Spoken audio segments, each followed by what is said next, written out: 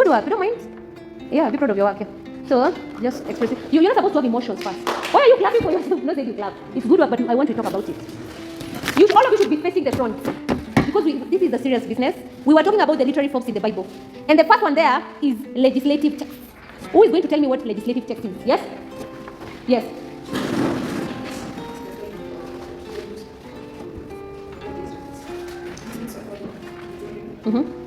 Very good. So one clap for him. So the legislative text, what is written, you have to keep on showing them so that they don't forget. The legislative text. Why are you talking when I'm talking? Thank you. Legislative texts are used in writing Deuteronomy and what? We talked about it. Deuteronomy and Leviticus. The books that are written in legislative texts, the Leviticus and Deuteronomy, talks about the laws that the Israelites were given by who? By God. Number 2, another style of writing is narratives and stories. Raise up your hand if you want to tell us where we can find the narratives and the stories. Yes? Psalms, Proverbs, Isaiah. The narratives or stories? No, we're not in poems yet. We are number 2. We're narratives or stories. Yes? You can find them in Judges. What do they talk about? Yes? Yes? Yes, the actual events. Actual events that took place. An actual event is just an example, like we went to parade on Monday. That's an actual event, right? And to be even more eventful is we had the complete parents last week. Is it last week? Yeah, they were here last week Friday. So that was an event. So the narrative or the stories are actual events, and we can find them in these narrative and stories. A good example is the book of Judges. And then we have the wise sayings. Raise up your hand, yes? In the book of Proverbs. Explain. We find, that is where we find wisdom. Yes, that's where we find quotes of wisdom. The wise sayings. That style of writing is in the book of Proverbs, and they are quotes of wisdom. They help us in our daily life. You read it, yes? Especially in the evening before you go to sleep. From there, number 4, we have the prophetic speeches. Yes? The prophetic speeches, yes, tell us about it. Sorry? We have Nehemiah, Jeremiah. Very good. Another one? Yes? Yes? Prophet Isaiah is there. Yes? Yes, sorry? Amos? Yes. So we have Jeremiah, Isaiah, Daniel, and Amos. Prophetic speeches, these are God's messages to the people through the prophets. So God's message to the people through the what? The prophets. And it's written using these prophetic speeches. That's a literary form. Then you have the prayers, and the prayer is only one book. Which book? Raise up your hand. Yes? Nehemiah. So, and this is a prayer. Prayer addressed to God. It is a prayer to God, the book of Nehemiah. That is a literary form of a prayer. He wrote it to God, seeking protection. He wanted also to be provided for provision. So it's a prayer. From there, we go to songs. Raise up your hand to tell us more about the songs. Raise up your hand. Yes? The book of Solomon. It shows deep affection of God's love to his people. So it is in the book of, we say, Songs of Solomon. It's like a song. It is a song that which shows God's love to his people. Okay, so clap for this group. The people who are not clapping, why are you not clapping? They did a good job. Okay, we go to the next group. Sit down, clap for him. He sits upright, and people cannot stop leaning on the plastic chair. I don't know why. You know why you feel like sleeping? Because you're so comfortable. Now you're not in class, you're just in a restaurant. You can't be in a restaurant. Next person. Sorry. And don't lose those papers, you're going to use them at the back.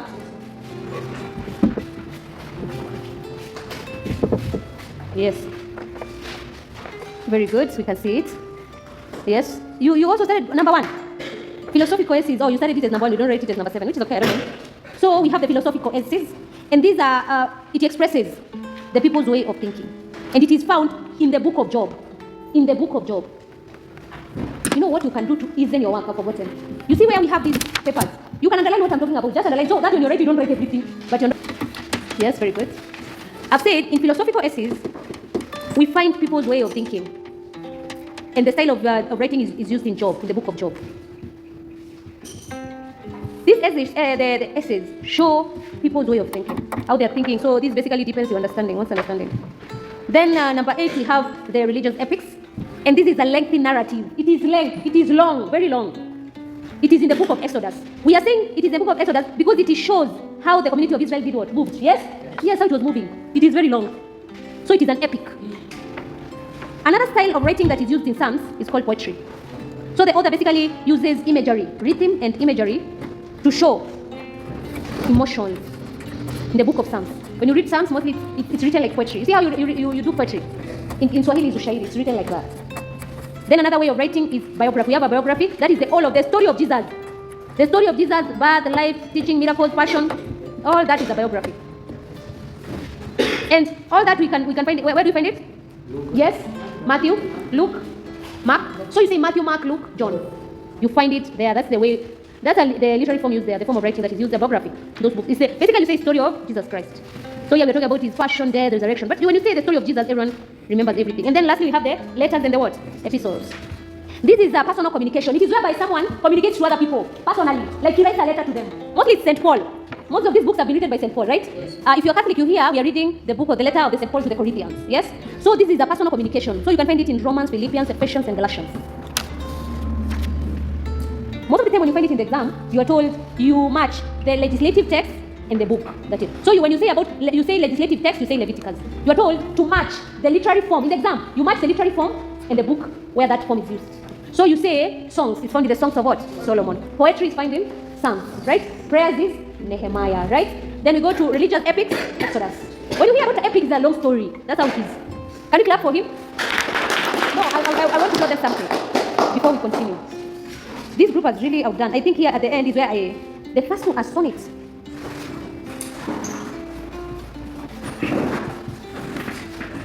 It's philosophical written like that. When you're told to write something on money in a paper, you make it exact. Yes. Outline the categories of books in the Old Testament. Raise up your hand. Categories of books in the Old Testament. Raise up your hand. Yes. Major prophets. Yes. Law books. Historical books. Minor prophets. Yes. Yes. We had only 5. If we talked about it, poetic books, law books, major prophets, minor prophets, and historical books. We are on page 9. Can all of us be at page 9? That's where we are. Literary styles used in each category. You tell me the literary style that is used in the book. The literary, yes? Text. You can just say one. Legislative text, Deuteronomy. You can say prayers, Nehemiah, right? Wise sayings, Proverbs. Yes, songs of Solomon. Yes? Yes. Biography, Luke, John, yes. Philosophical essays, Job, very good. Poetry, Psalms, very good. Yes? Yes? Yes. Religious epics, Exodus. Sorry?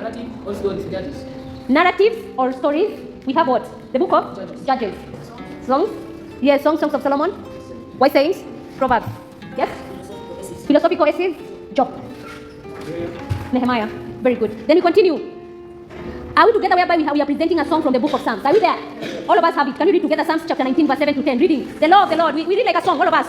The law of the Lord is perfect, reviving the soul. The testimony of the Lord is sure, making wise the simple. The precepts of the Lord are right, rejoicing the heart. The commandment of the Lord is pure, enlightening the eyes. The fear of the Lord is clean, enduring forever. The ordinances of the Lord are true and righteous altogether. More to be desired than gold, even much fine than gold. Sweeter also than honey, and drippings of the honeycomb. Can we start again? Psalms 19, chapter 7, verse 10. Sorry. Psalms chapter 19, verse 7 to 10. Yes, the law of the Lord. The law of the Lord is perfect, dividing the soul. The testimony of the Lord is sure, making wise the simple.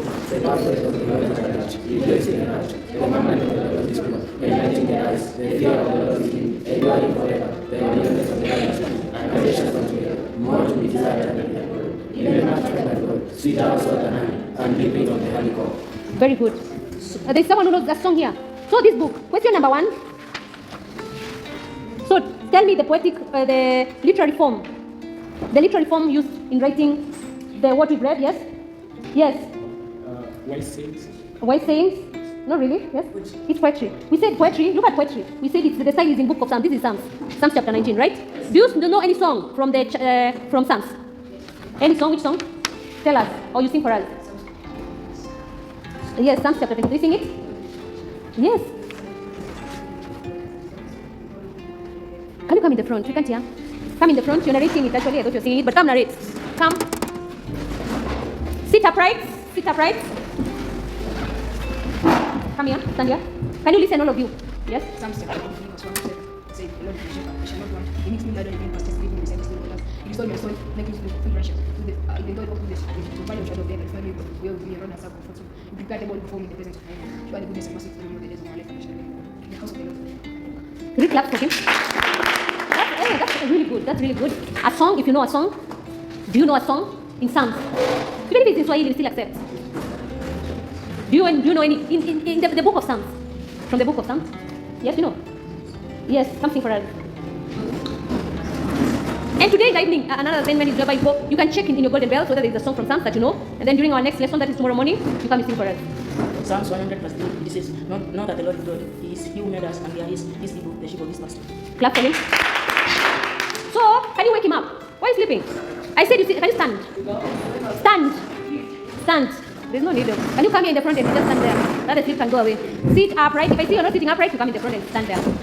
So here, tell, from the Psalms, can you look in page 9? Can you look at page 9? Characteristic of the poetic form is used in the Bible text above. Number one, when you're told about characteristics of the poetic form, is you say that the sentences are what? Short. They're short, right? Another characteristic that you see in that Psalm. Yes? There is repetition. We are there in question number 2. I'll send you there, you look at him, because you are looking at him. We're talking about the characteristic of this poetic form. We say number one, it is short. It has short sentences. And those are not complete sentences because they have commas, right? Number 2, I said there's a lot of repetition. Which one is repeated? Repeated. Which one is repeated? There. You see? There is repeated. Off. You see, off is repeated. Yes, another thing. Give me another characteristic of this. Lord is repeated. Yes, very good. Another characteristic here. Yes? They are rhyming words. Which are those rhyming words? Sure, pure. Very good. Gold comb. Yes. And there's comparison. Sweeter also than honey. What do you call that? It's a simile. No? Simile has is it simile? I don't know. You know me Swahili. I don't know. Because you're doing English, you can tell us. We've sang the song. Can you go to page 9, page 10? Where it's written 1. Jeremiah chapter 1. We read at the same. Okay, let's continue. Can you read Jeremiah chapter 1? Yes, all of us.